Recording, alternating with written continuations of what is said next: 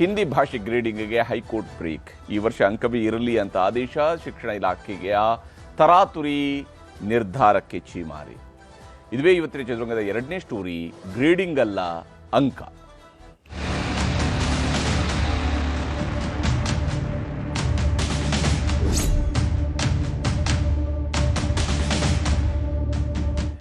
ಕರ್ನಾಟಕ ಸರ್ಕಾರ ತೃತೀಯ ಭಾಷೆಯ ವಿಚಾರದಲ್ಲಿ ಬಹಳ ದಿವಸಗಳ ಬೇಡಿಕೆಯೊಂದಕ್ಕೆ ಸ್ಪಂದನೆಯನ್ನು ಕೊಟ್ಟಿತ್ತು.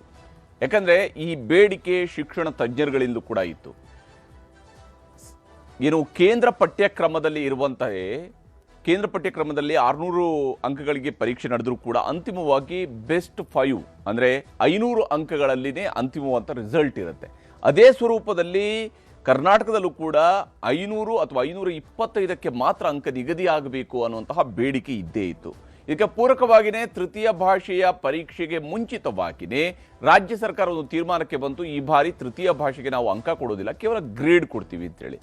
ಕೇಂದ್ರ ಪಠ್ಯಕ್ರಮದಲ್ಲಿ ಎಲ್ಲ ಭಾಷೆಯ ಪರೀಕ್ಷೆಗಳಿಗೆ ಅಂದರೆ 6 ಪೇಪರ್ಗೂ ಕೂಡ ಅಂಕಗಳನ್ನು ಕೊಡ್ತಾರೆ. ಆದರೆ ಬೆಸ್ಟ್ ಆಫ್ 5 ಅನ್ನು ಮಾತ್ರಲೇ ಆಯ್ಕೆ ಮಾಡಿಕೊಳ್ತಾರೆ ರಿಸಲ್ಟನ್ನು ಡಿಕ್ಲೇರ್ ಮಾಡುವಾಗ. ಇಲ್ಲಿ ರಾಜ್ಯ ಪಠ್ಯಕ್ರಮದಲ್ಲಿ ರಾಜ್ಯ ಸರ್ಕಾರ ತೀರ್ಮಾನ ಕೈಗೊಳ್ತು, ನಾವು ತೃತೀಯ ಭಾಷೆಗೆ ಗ್ರೇಡಿಂಗ್ ಕೊಡ್ತೀವಿ, ABC ಅನ್ನುವಂತಹ ಗ್ರೇಡಿಂಗ್ ಕೊಡ್ತೀವಿ ಹೊರತು ಮಾರ್ಕ್ಸ್ ಕೊಡೋದಿಲ್ಲ ಅಂತ ಹೇಳಿದರು. ಆದರೆ ಈಗ ಅಂಕಗಳನ್ನೇ ಕೊಡಿ ಅಂತ ಹೇಳಿ ಹೈಕೋರ್ಟ್ ಹೇಳ್ತಾ ಇದೆ.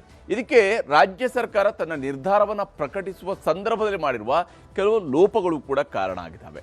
SSLC ತೃತೀಯ ಭಾಷೆಗೆ ಗ್ರೇಡ್ ಬದಲು ಅಂಕಗಳನ್ನೇ ಕೊಡಿ ಅಂತ ಹೇಳಿ ಈಗ ಹೈಕೋರ್ಟ್ ಸೂಚನೆಯನ್ನು ಕೊಟ್ಟಿದೆ ರಾಜ್ಯ ಸರ್ಕಾರಕ್ಕೆ. ಹಿಂದಿಗೆ ಗ್ರೇಡಿಂಗ್ ಕುರಿತಂತಹ ನಿರ್ಧಾರಕ್ಕೆ, ಹಿಂದಿ ಸೇರಿದಂತೆ ತೃತೀಯ ಭಾಷೆಗೆ ಗ್ರೇಡಿಂಗ್ ಕೊಡುವಂತಹ ನಿರ್ಧಾರಕ್ಕೆ ಹೈಕೋರ್ಟ್ ಬ್ರೇಕ್ ಹಾಕಿದೆ. ರಾಜ್ಯ ಸರ್ಕಾರದ ಸಲ್ಲಿಸಿದ್ದಂತಹ ಅಂದರೆ ಈಗಾಗಲೇ ಹೈಕೋರ್ಟ್ನ ಏಕಸದಸ್ಯ ಪೀಠ ಒಂದು ತೀರ್ಪನ್ನು ಕೊಟ್ಟಿತ್ತು. ಅದರ ಪುನರ್ ಪರಿಶೀಲನಾ ಅರ್ಜಿಯನ್ನು ರಾಜ್ಯ ಸರ್ಕಾರ ಸಲ್ಲಿಸಿತ್ತು. ಈಗ ಆ ಪುನರ್ ಪರಿಶೀಲನಾ ಅರ್ಜಿ ವಜಾಗೊಂಡಿದೆ. ಇಲ್ಲಿ ರಾಜ್ಯ ಸರ್ಕಾರಕ್ಕೆ ಹೈಕೋರ್ಟ್ ಹಾಗಾದರೆ ಇವತ್ತು ಹೇಳಿದ್ದೇನು ಅನ್ನೋದನ್ನು ನಾವು ಗಮನಿಸಬೇಕು. ಬಹಳ ಮುಖ್ಯವಾಗಿ ಹೈಕೋರ್ಟ್ ಹೇಳಿರುವಂಥದ್ದು, ನೀವು ಎಲ್ಲರನ್ನೂ ಕೂಡ ಪಾಸ್ ಮಾಡಬೇಕು ಅಂತ ಇಲ್ಲದಿದ್ದರೆ ಪರೀಕ್ಷೆಯನ್ನು ರದ್ದು ಮಾಡಿ ಅಂತ ಹೇಳಿದೆ. ನೀವೆಲ್ಲರನ್ನೂ ಪಾಸ್ ಮಾಡೋಂಥ ಒಂದೇ ಉದ್ದೇಶಕ್ಕಾಗಿ ನೀವು ತೃತೀಯ ಭಾಷೆಗೆ ಗ್ರೇಡಿಂಗ್ ಕೊಡ್ತೀರಿ ಅಂದರೆ ನೀವೆಲ್ಲರನ್ನೂ ಪಾಸ್ ಮಾಡಿಬಿಡಿ. ನಿಯಮ ರೂಪಿಸುವ ಮುಂಚಿತವಾಗಿ ಪರೀಕ್ಷಾ ಪದ್ಧತಿ ಬದಲಾವಣೆ ಸೂಕ್ತ ಅಲ್ಲ. ಅಂದರೆ ಮೊದಲು ನೀವು ನಿಯಮವನ್ನು ರೂಪಿಸಬೇಕು, ನಂತರ ಪರೀಕ್ಷಾ ಪದ್ಧತಿಯನ್ನು ಬದಲಾವಣೆ ತರಬೇಕು. ಆದರೆ ನಿಯಮ ರೂಪಿಸೋಕ್ಕೆ ಮೊದಲೇ ಪರೀಕ್ಷಾ ಪದ್ಧತಿ ಬದಲಾವಣೆ ಮಾಡುವಂಥದ್ದು ಸರಿಯಲ್ಲ. ಪರೀಕ್ಷೆಗೂ ಮುಂಚಿತವಾಗಿ ಜಾರಿ ಇದ್ದಂತಹ ನಿಯಮ, ಅದರ ಪ್ರಕಾರವಾಗಿ ಮೌಲ್ಯಮಾಪನ ಮಾಡಿ.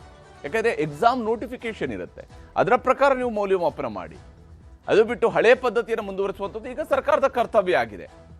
ನೀವು ಗ್ರೇಡಿಂಗ್ ಕೊಡಬೇಕು ಅಂದರೆ ಅದಕ್ಕೊಂದು ಹೊಸ ನಿಯಮ ರೂಪಿಸಬೇಕಲ್ವಾ, ಅದನ್ನು ಮೊದಲು ಮಾಡಬೇಕಾಗಿತ್ತು ಅಂತ ಹೇಳಿ ಅಗತ್ಯ ನಿಯಮಗಳಿಗೆ ಮೊದಲು ಕಾನೂನು ತಿದ್ದುಪಡಿಯನ್ನು ಮಾಡಿ ಅನ್ನುವಂಥದ್ದನ್ನು ಸರ್ಕಾರಕ್ಕೆ ಸೂಚನೆ ಕೊಟ್ಟಿದೆ. ಯಾಕಂದರೆ ಸರ್ಕಾರ ಮಾಡಿರುವಂತಹ ಲೋಪ ಇಲ್ಲೇ ಇರುವಂಥದ್ದು.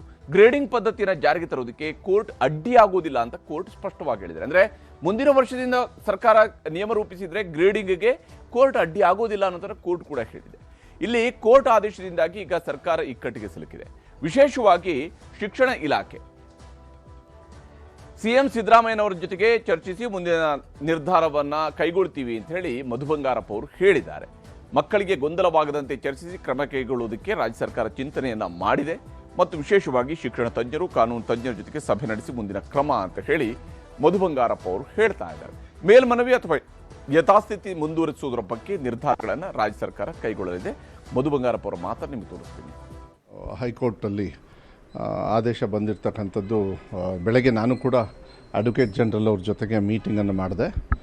ಮೊನ್ನೆನೂ ಕೂಡ ನಾವು ಮಾತಾಡಿದ್ವಿ, ಏನು ಇದನ್ನು ಅಪೀಲ್ ಹೋದಾಗ ಅವತ್ತೇ ತೊಗೊಳ್ಳಿ ಅಂಥೇಳಿ ನಾವು ರಿಕ್ವೆಸ್ಟ್ ಮಾಡಿದ್ವಿ. ಅದು ಇಲ್ಲ, ನಾನು ಇವತ್ತು ತೊಗೊಳ್ಳೋದಿಲ್ಲ, ನಿಮಗೆ ಮಂಗಳವಾರ ತೊಗೊಳ್ತೀನಿ ಅಂಥೇಳಿ ಇವತ್ತು ತೊಗೊಂಡಿದ್ರು. ಮತ್ತು ಇವತ್ತು ಡಿಸ್ಪೋಸ್ ಮಾಡಿದ್ದಾರೆ ಇದನ್ನು, ಯಾವುದು ಮಕ್ಕಳು ಹಾಕಿರ್ತಕ್ಕಂಥದ್ದು. ಸೊ ಈಗ ನೆಕ್ಸ್ಟ್ ನೋಡಬೇಕು. ನಾನು ನಾಳೆ ಮಾನ್ಯ ಮುಖ್ಯಮಂತ್ರಿಗಳಿಗೆ ನಮ್ಮ ಆಫೀಸಿಂದ ಆಗಲೇ ಈಗ ಬ್ರೀಫಿಂಗ್ ಮಾಡಿದ್ದೀವಿ. ನಾಳೆ ಸಾಯಂಕಾಲ ಅವ್ರ ಜೊತೆನೂ ಕೂಡ ಚರ್ಚೆ ಮಾಡಿ ನೆಕ್ಸ್ಟ್ ಏನು ಅಂಥೇಳಿ. ಅದೇ ಏಕೆಂದರೆ ಡಬಲ್ ಬೆಂಚಲ್ಲಿ ಬೇರೆ PIL ಮೇಲೆ, ಯಾಕೆಂದರೆ ಆರ್ಡ್ರ್ ಮೇಲಲ್ಲ, ಅದು ಅವರು ದಂಡ ಹಾಕಿದ್ರು ಆ ಕಡೆಗೆ.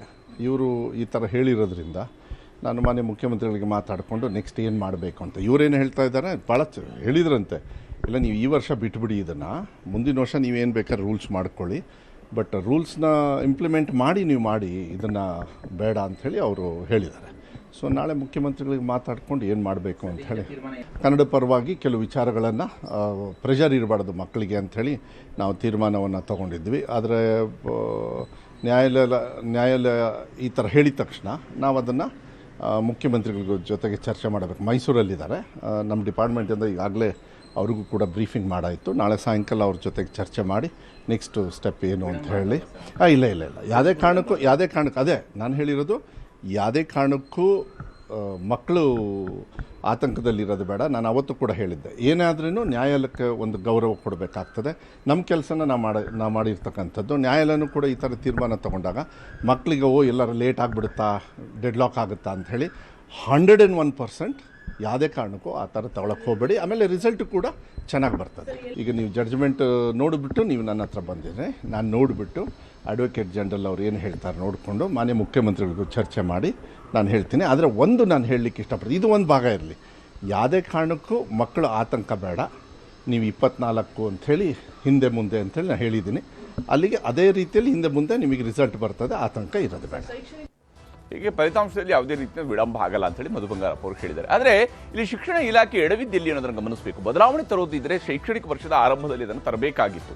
ಬಹುಶಃ 25-26ರಲ್ಲಿ 26ರ ಅಂತ್ಯದಲ್ಲಿ ನಾವು ಗ್ರೇಡಿಂಗ್ ಮಾತ್ರ ಕೊಡ್ತೀವಿ ಅನ್ನೋದ್ರೆ ಮೊದಲೇ ಹೇಳಬಹುದಾಗಿತ್ತು. ರಾಜ್ಯ ಸರ್ಕಾರ ಚಿಂತನೆ ಇದ್ದಿರ್ತಿದ್ರೆ ಪೋಷಕರು ವಿದ್ಯಾರ್ಥಿಗಳಿಗೆ ಬದಲಾವಣೆ ಬಗ್ಗೆ ಅವರು ಮಾಹಿತಿ ಕೊಡಬೇಕಾದಂಥದ್ದು ಎಕ್ಸಾಮ್ ಆರಂಭಕ್ಕೂ ಮುಂಚಿತವಾಗಿ, ಅದಕ್ಕೆ ನೋಟಿಫಿಕೇಶನ್ಗೂ ಮುಂಚಿತವಾಗಿ ಮಾಡಬೇಕಾಗಿತ್ತು.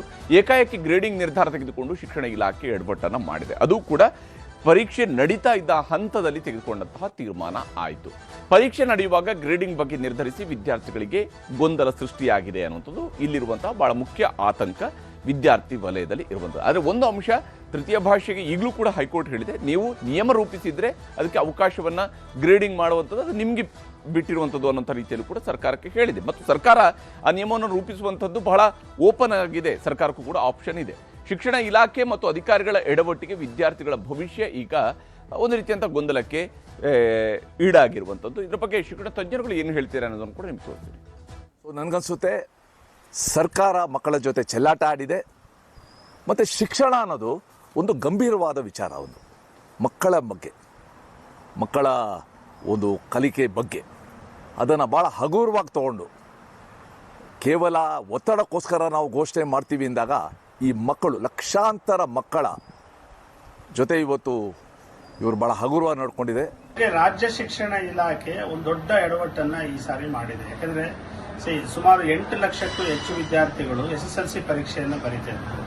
ಬರೆಯುವ ಹಂತದಲ್ಲಿ ಅಂದ್ರೆ ಒಂದು ಎರಡು ಪೇಪರ್ ಆದ ನಂತರ ಇದಕ್ಕಿದ್ದಂಗೆ ಒಂದು ಅವಸರದ ನಿರ್ಣಯವನ್ನ ತಗೊಳ್ತು. ವಿದ್ಯಾರ್ಥಿಗಳು ಹಿಂದಿ ಮೇಲೆ ಡಿಪೆಂಡ್ ಆಗಿದ್ದಂತ ವಿದ್ಯಾರ್ಥಿಗಳು, ಸೊ ಅವಕ್ಕೆ ಗ್ರೇಡಿಂಗ್ ಅಂತ ಬಂದಾಗ ಅದಕ್ಕೆ ಹೆಚ್ಚು ಒತ್ತು ಕೊಡದಂಗೆ ಕಡಿಮೆ ಅಂಕ ಬಂದು ಪರವಾಗಿಲ್ಲ ಅಂತ ಪರೀಕ್ಷೆಯನ್ನು ಬರೀತಾ ಇದ್ದಾರೆ.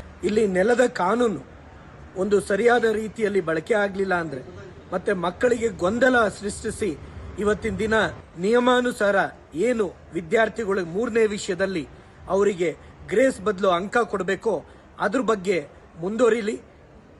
ಬಂಡತನ ಮಾಡಬಾರ್ದು, ಮಕ್ಕಳ ವಿಷಯದಲ್ಲಿ ಚೆಲ್ಲಾಟ ಆಡಬಾರ್ದು.